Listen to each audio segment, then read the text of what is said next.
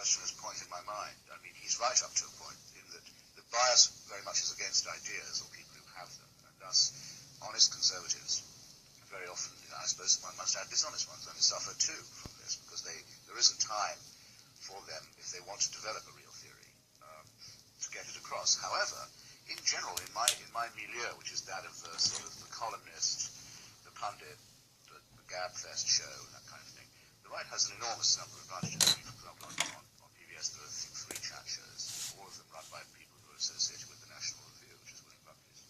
It is. There is nobody to the left of Walter Mondale, I would say, who is regularly to be seen on about TV. That does seem to me to be bizarre. We're talking about the U.S. political spectrum and just how wide it is with Noam Chomsky and Christopher Hitchens. We'll take a short break. When we come back, we'll take more of your calls. If you want to get into the discussion, call us at 800-989-TALK, 800-989-8255. At 28 minutes before the hour, you're listening to Talk of the Nation from NPR News.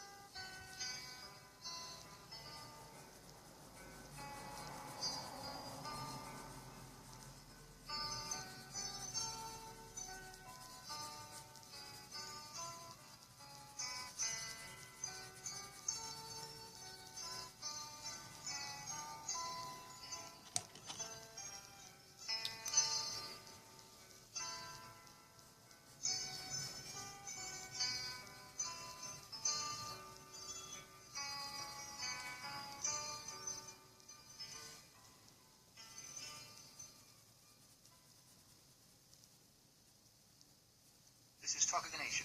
I'm John Hockenberry. We're discussing the breadth, or lack of same, of the political debate in this country. Today, we view from the left with Noam Chomsky, professor of linguistics at MIT and author of the book Deterring Democracy, and Christopher Hitchens, a columnist for The Nation and the Washington editor of Harper's Magazine.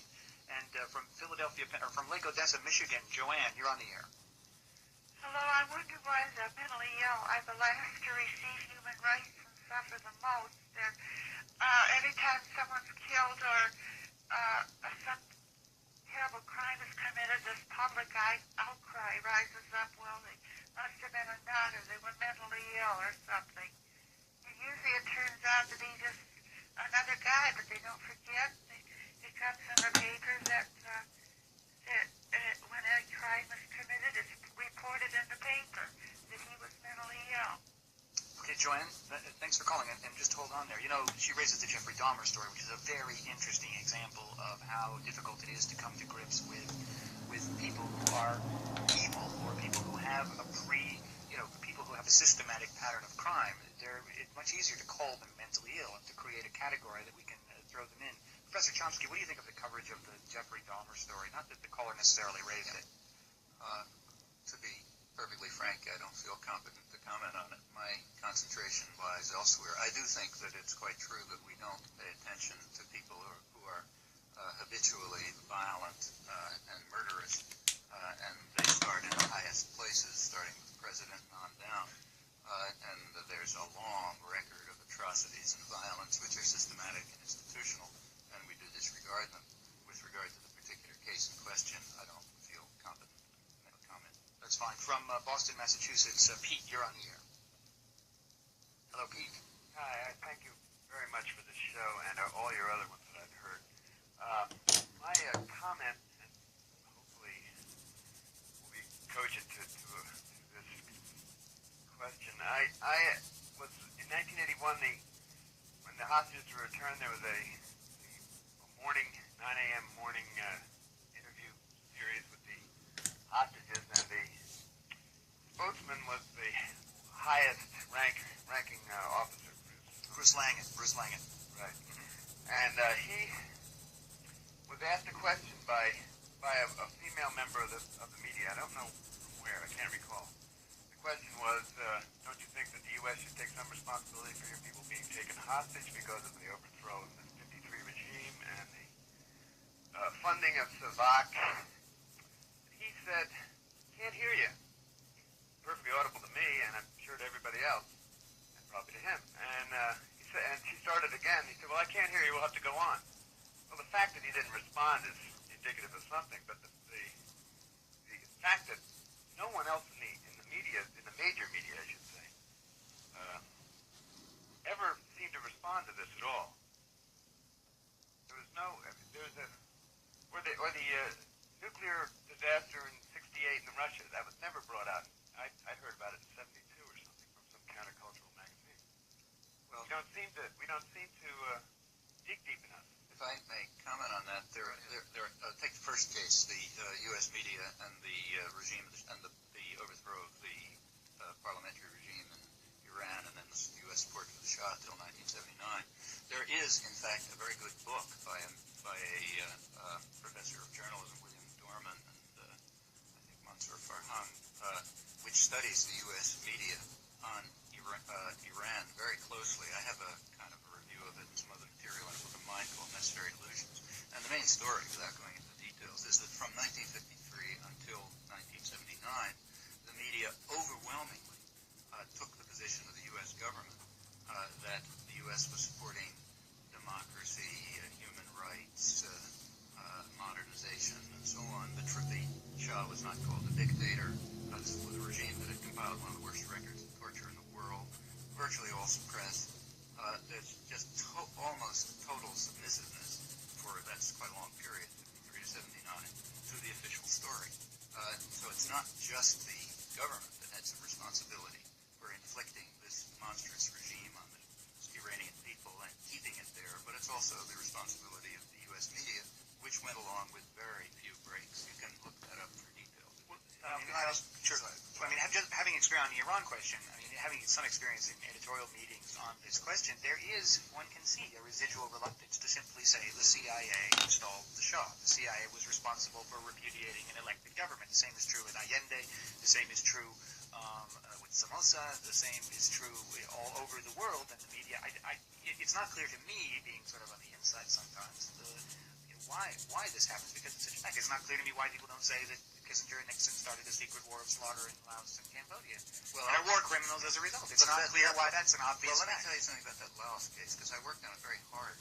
The Laos case I know very well. In 1968, the first credible information from respected Western correspondents, in particular the Jacques de Cornouaille, the head of the Southeast Asia Bureau for Le Monde in Paris, very respected, well-known correspondent. He was an eyewitness to intensive U.S. bombing in Laos, which was at that time, in fact, probably the heaviest bombing in history. Refugee stories were coming out. I, in fact, was there and collected a lot of refugee stories.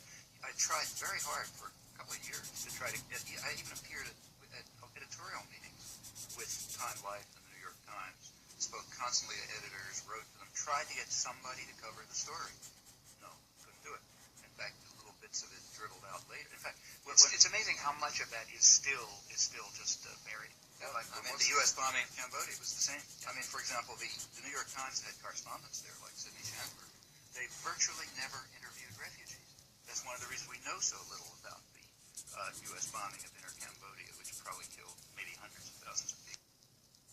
Yeah, but it is a story when they're killing each other. That's a story. Doesn't that make it fascinating that the present administration and many of its partisans and supporters are firmly convinced that the press is a determined anti-imperialist critic and that it's always been trying to lose America the war. And they've succeeded in corralling quite a bit of public opinion to the view, for example, that Vietnam was lost by the EU. That's a very widely held opinion in official Washington, as I can testify. And there's a, I was going to call it, trickle-down effect of that opinion on public opinion too, even though if you look at the record, you find that with Vietnam also, the press shared the general assumption of the administration. For most of it, and it was very late that the press turned around in any really... So it is, there's a sort of fork here on which critical journalists can very easily get impaled. And what I think happens, and has certainly happened in cases like our hometown paper, the Washington Post, is that they're very, very determined to deflect that criticism. They're extremely keen. Ben Bradley, in his farewell interview as editor of the Washington Post, said, "We had become so convinced that Nixonites were right in thinking we were liberals, that we gave Reagan much more of the benefit of the doubt than we ever gave to Carter." And people people want to know why the Reagan regime got such a free ride from the press need only really look up that interview. Fully internalizing, in other words, the assumptions of the consensus. From Bethlehem, Pennsylvania, Adam, you're on the air. Yeah, hi. I think that we can go on and talk about the cases of media problems and on and list them, but I was wondering if anybody had a suggestion about how we can attack this problem so that the information can start getting out. We have NPR, The Nation, there are sources, but what's a way to start making people aware that they have to read between the lines when they read the New York Times, that they have to read into stories a little bit and have some background? What's a good way to attack that? Thanks for calling, Adam. I think that things are changing on this. Christopher Hitchens, I'm interested in your... Well, if just, we can only talk to those who are listening, but, I think the thing to do is to just count up in your daily paper every day, wherever you live, how many of the stories begin either with a statement by the government, simply says, this is what the government said yesterday, one department or one spokesman or other. It merely tells you what yesterday's interpretation of events by the state happened to be. Or is based on a rewritten opinion poll that says we think this, or the consensus is shifting, or perhaps firming up on that. If you look at the number of stories in your paper that begin in one or other of those two ways, which I think are deeply connected, because it's very easy to decide what the question in an opinion poll is going to be, because they look at what the press is saying and what the TV is saying, and they in turn look at what the opinion polls are demanding.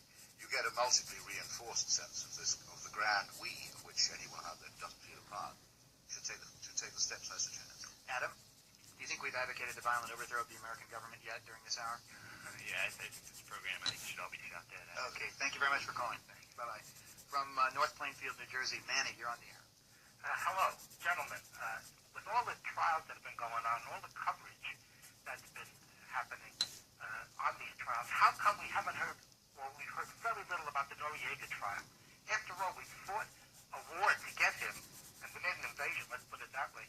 And is that a political decision? Is that some sort of cover-up? What do you think? Professor Chomsky? Well, the European press, in fact, has commented on the remarkable lack of attention given to the Noriega trial by the U.S. media, and it is, in fact, remarkable. Yeah, I think you can probably read more about it in the Financial Times in London than in the New York Times. Yeah, we should do a show on Noriega. Actually, it's quite an interesting, and in fact, there are quite interesting issues there. I mean, the fact of the matter is, first of all, the major issues have been kept out. The judge and the government have succeeded in eliminating most of the issues. There are also some extremely fundamental questions. Like, if the United States has the right to invade another country and kill hundreds of people and destroy large parts of it in order to capture someone who they put on trial, does Nicaragua have the right to invade the United States to capture a man who was convicted by the International Court of Justice, the World Court, for the unlawful use of force against Noriega and then against Nicaragua, and then just dismissed the indictment? I mean, does Gaddafi have the right to invade the United States to capture somebody who bombed Tripoli and Benghazi on totally fraudulent pretenses, and on and on? Those issues don't arise. The question of Noriega's involvement with the U.S. government, which was extreme, you sort of know the background, that barely arises. The question why the United States turned against Noriega after having supported him for years, that doesn't arise. In fact, if you look at the indictment of Noriega, you'll notice that the charges against him are almost entirely from the period when the United States was backing him. That question doesn't arise, and we could go on and on. If the media were to cover the trial, it would be difficult to avoid questions like this. It would also be difficult to avoid the fact that